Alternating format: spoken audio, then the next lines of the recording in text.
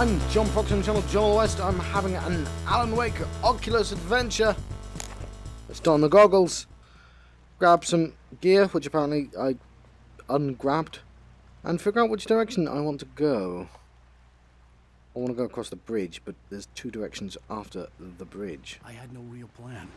I was going to give the kidnapper all the manuscript pages I had for Alice.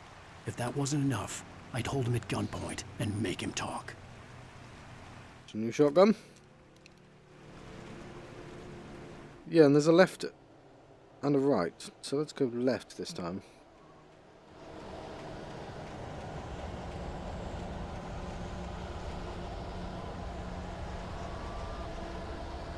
Huh.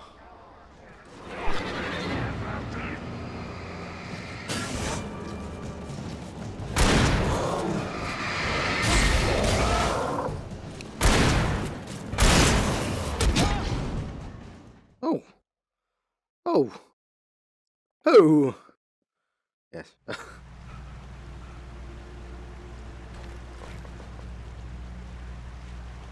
I had no real plan. I was going to give the kidnapper all the manuscript pages I had for Alice. If that wasn't enough, I'd hold him at gunpoint and make him talk.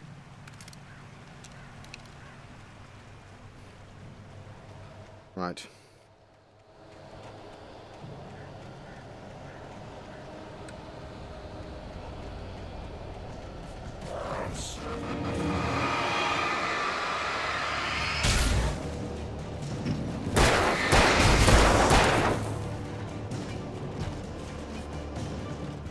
Not the direction I was meant to run into, but whatever.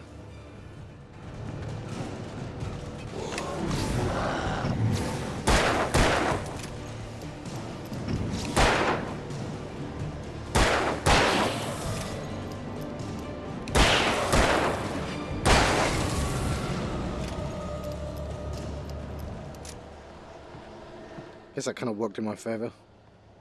Oh, I'm alive, aren't I?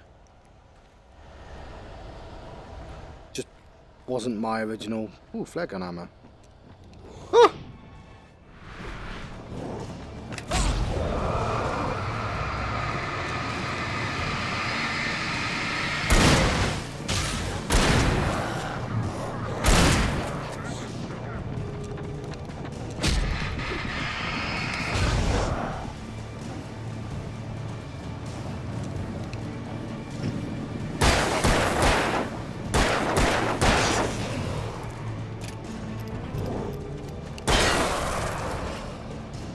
Right, wasted some flares, but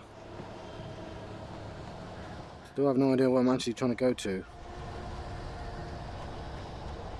Up there, I expect.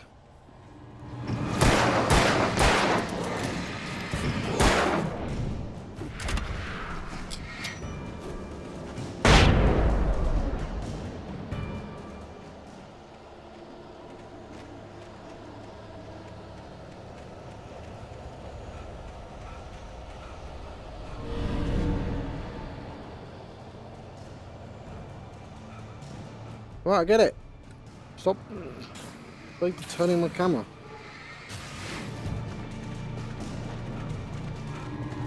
Don't you dare turn off suddenly. Right, cool. We are headed towards a peak.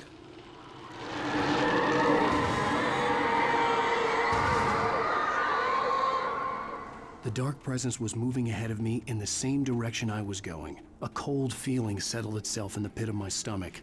Was it going for Alice? We're in a graveyard. The graveyard shift may cause cancer. It might hit.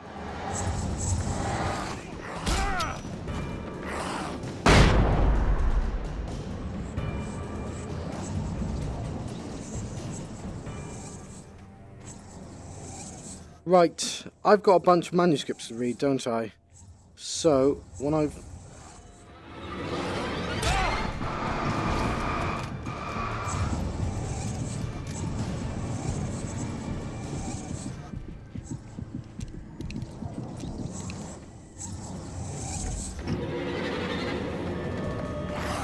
Kill this gravedigger. He's like one of those supers.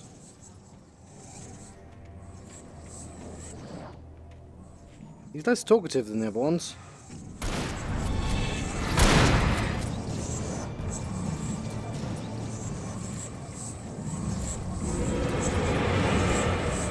It's, I guess the fast ones have become a standard enemy now.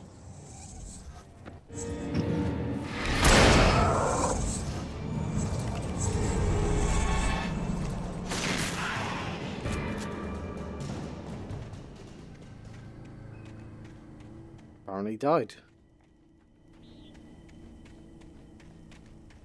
Right, so I don't know quite how close I am. The place was dead, a ghost town. Had been for decades, maybe a century.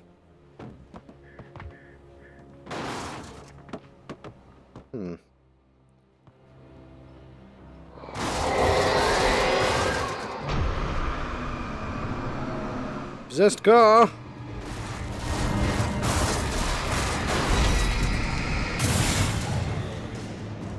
Well, I'm not quite safe yet. That's a manuscript page there. Maybe be able to find how far I am in the episode from it.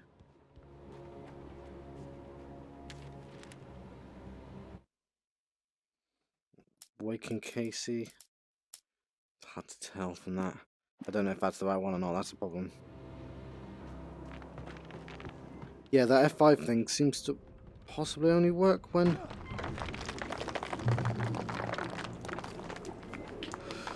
Alright, this is the ghost town.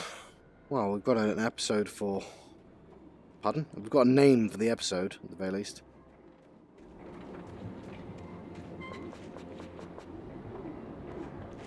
And, yes. Would explain why everyone's so quiet. Because they're ghosts! Right, I fancy drinking some tea though, so I think I am going to read the manuscript. Skip ahead if you don't care.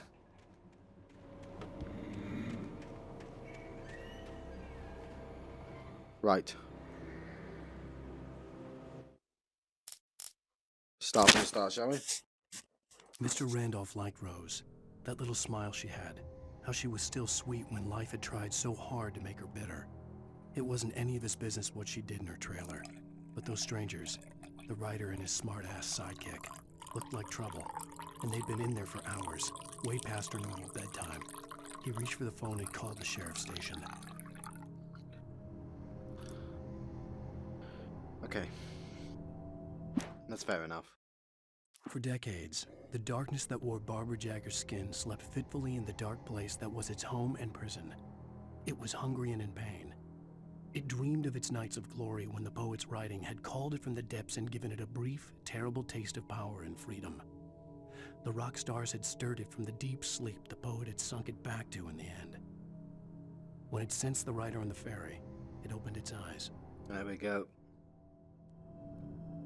You might know who the rock stars are. You've been... it's been hinted at. And you can probably guess who the poet is, but you will be told explicitly. Nightingale stared through the broken studio window into the dark woods. He turned around, started to walk out, but Maine grabbed his arm. "Young man, you almost shot me. You don't shoot off rounds at people like that. What's the matter with you?" Nightingale shook his arm free, marched out. His cheeks burned with rage and humiliation. Sarah trusted her gut, and her gut said Agent Nightingale was an asshole. He felt wrong, and it wasn't just the smell of stale booze. It was in the way he flashed his badge, pulled rank, the look in his eyes when he wanted answers. Where was Alan Wake? What was this about an accident? Where was his wife? And most importantly, why did she let Wake go?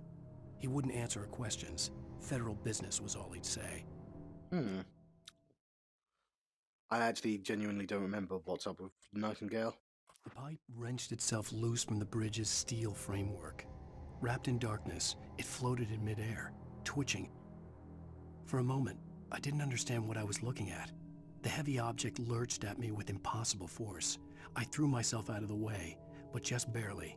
When I turned my flashlight on it, it shook in a dark rage, before it flew at me again. So if I'm blinking a lot, that's because of my contact lenses. I need the contact lenses to move this up and down. You have no idea how useful it is and how much glass is getting away. I slammed the door shut right in his smug face. He pleaded for me to open the door. True to form, the asshole actually thought I would obey.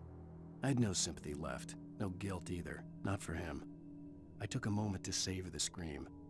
I bet I had a smile on my face. It was all that I had time for. The dark presence was inside the lodge with me.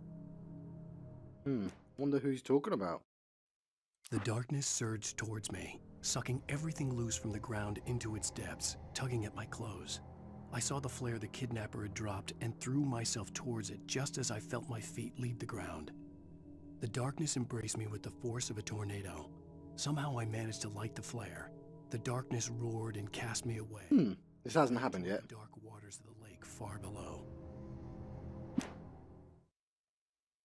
So these I've not even seen, apparently. Rose didn't know how the strange old lady got in her trailer, and she looked wrong somehow. The woman showed her teeth in an approximation of a smile and traced a finger down Rose's cheek. "Pretty girl," she said. Rose felt as if she was falling asleep, but her knees didn't buckle.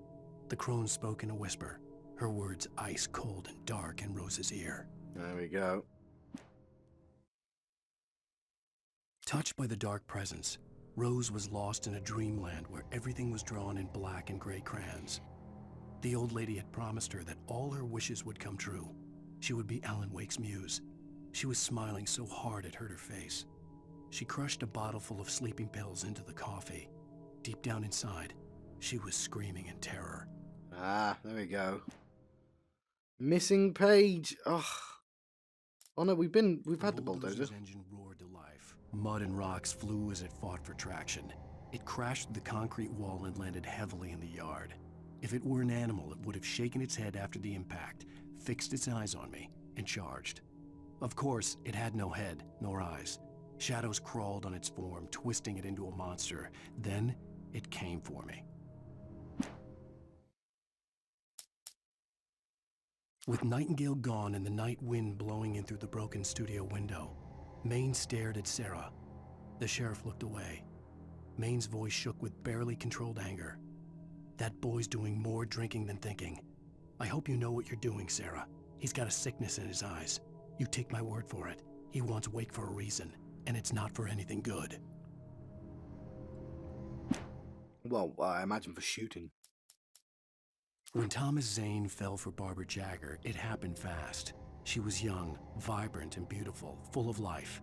He had never been a very happy man, and without any seeming effort, she had changed all that. Zane felt good for the first time in his life. Everything she did was another piece of a jigsaw puzzle he hadn't even known he'd been missing. And best of all, she made the words flow, strong and sharp. She was his muse.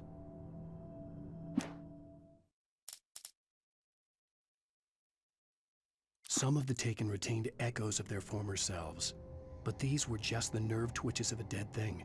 Nothing remained but a shell covered and filled with darkness. In most cases, these puppets were enough for the purposes of the dark presence. But for anything more elaborate, as with the writer, it was different. It needed his mind. And so rather than taking him over completely, it merely touched him. In the same way it touched the waitress.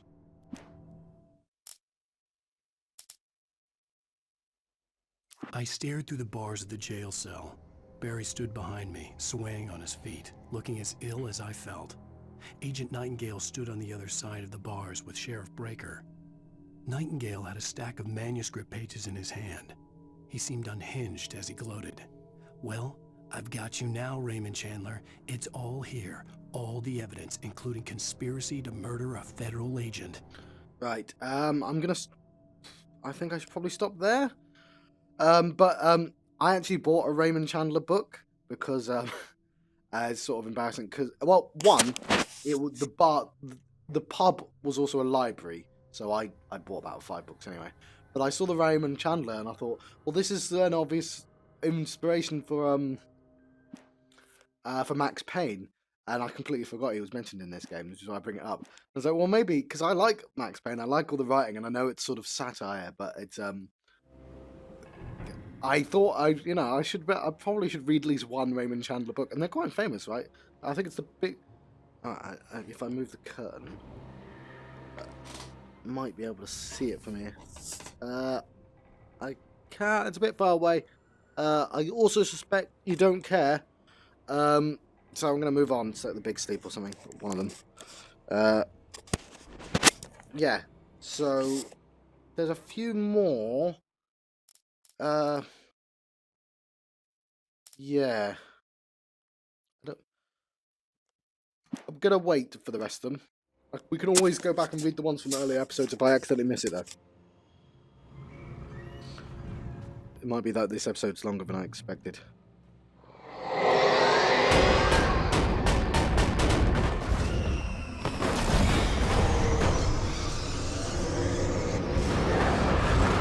Yeah. Oh.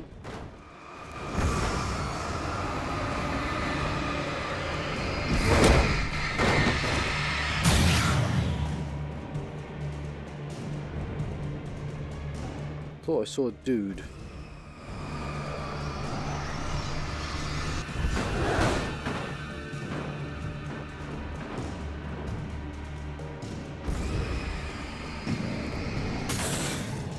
Alright, this way.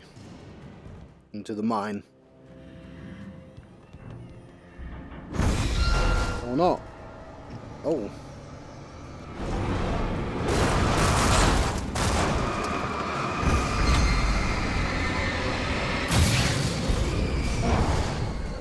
Okay. I want to use the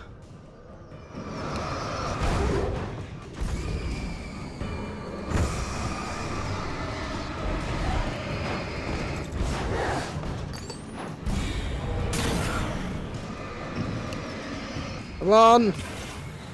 Oh, that was exciting. God, I wish there wasn't a mini screen right there. There's a giant screen there, and because I press the mini button for a flare, I get a mini 2D screen. It's useful, obviously, in cases, but like, I need to change the button. In fact, I have a mouse with extra buttons. Why can't I change it to this side button? That'd be brilliant. I'm just going to see if I can do that. I did definitely look at this before, but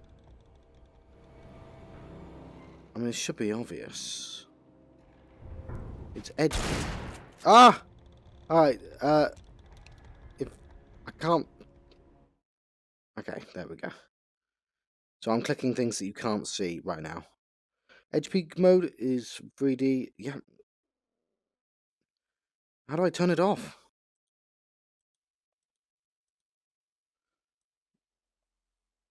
I can change the scale.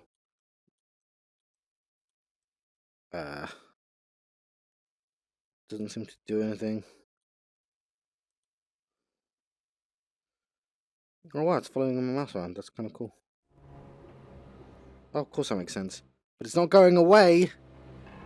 Ah, right. No, what I need to do then is I need to actually literally go into the options. Go into controls. Oh, I can actually literally change the field of view. That's nice. Key bindings. Throw. Let's change that to this button here. Alright, where is it? No, not the left button. Bloody hell. Mouse button. Let's make it mouse button 4. That's not the left button. Mouse button 4. Okay. Alright, mouse button 4. So it's now this back button. That's useful. Let's resume game. Okay. No more annoying edge peak. In fact, I can now use it for the way it was intended. Oh! What? Oh, John. You didn't save. You bloody idiot. Key bindings. Throw. Mouse button 4. Accept.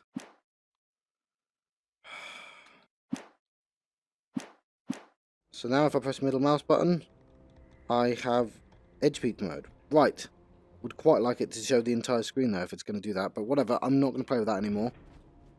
I now can throw my one remaining thing. in dire situations, whatever.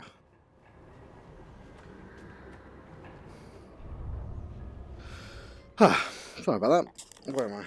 Well, I'm still recording, and I say I wasted time. We all had fun. Me reading the thing. Well, I'm glad the professional actor could read it. That's always a nice bonus. Hide behind the tree. Ah, that's not quite the tree.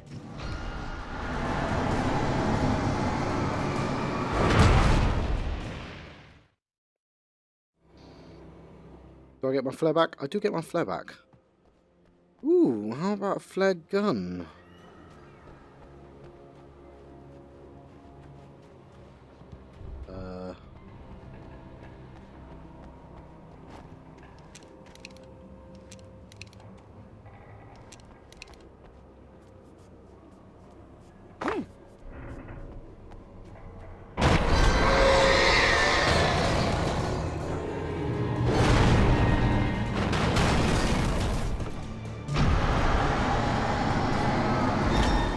Work.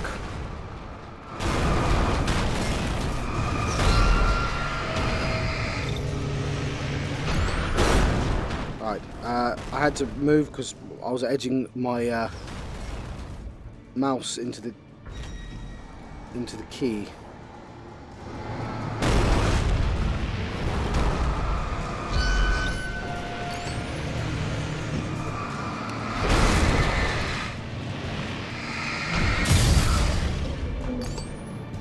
QQ.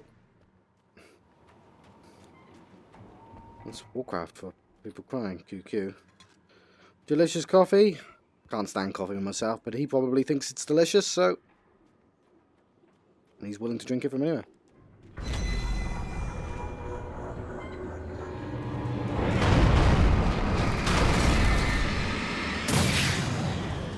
Right. I needed a key for the door. What'd you do? Couldn't just shoot that down. It's made out of super wood.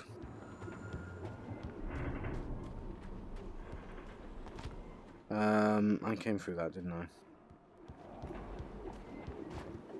Right, in here then. I mean, the idea of getting the key from the shed wouldn't occur to me. Like, oh, it's probably a nearby key in this ghost town.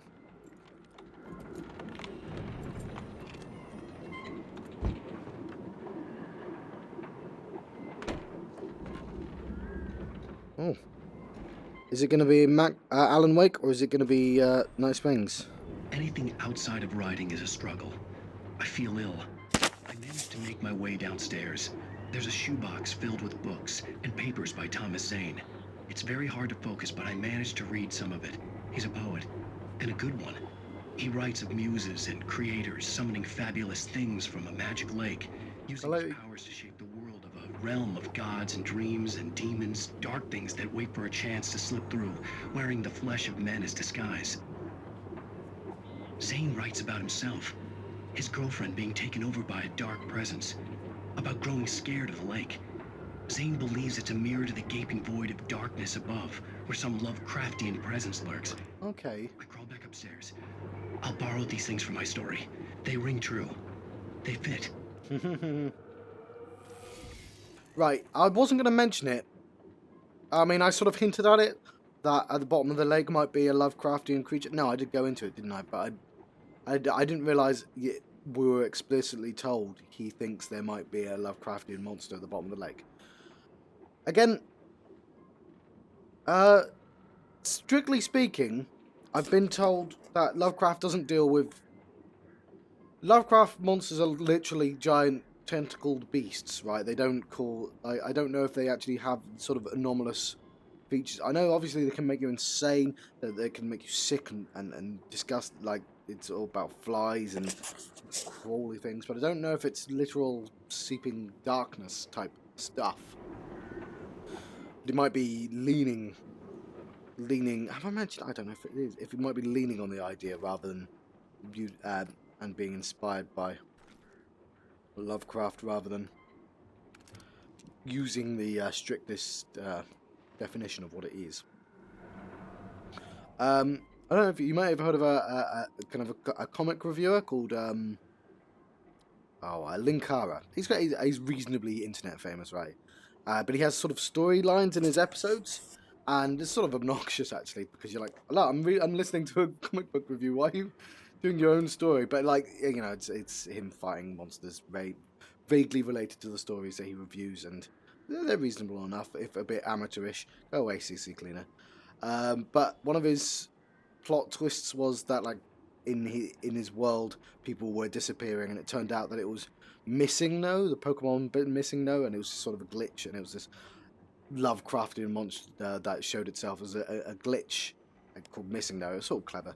But I remember reading people's replies going, no, that's not how Lovecraft works, and him saying to people, well, yeah, fair enough. It was an interpretation. I just thought, well, that sounds reasonable. That doesn't seem like an unreasonable interpretation. Anyway, I'm just reminded of that. Sorry, I went into a bit of a... It's the only other reason I've mentioned it is because I've got my own story with that.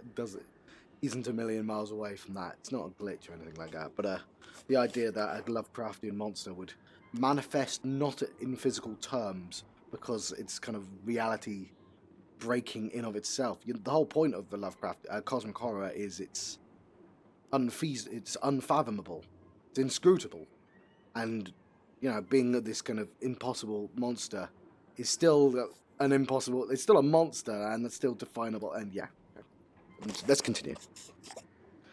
You get what I mean, though, yeah?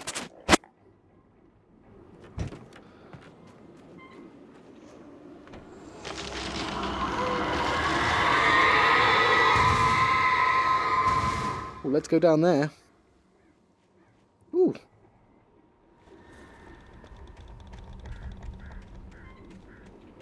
Where am I going?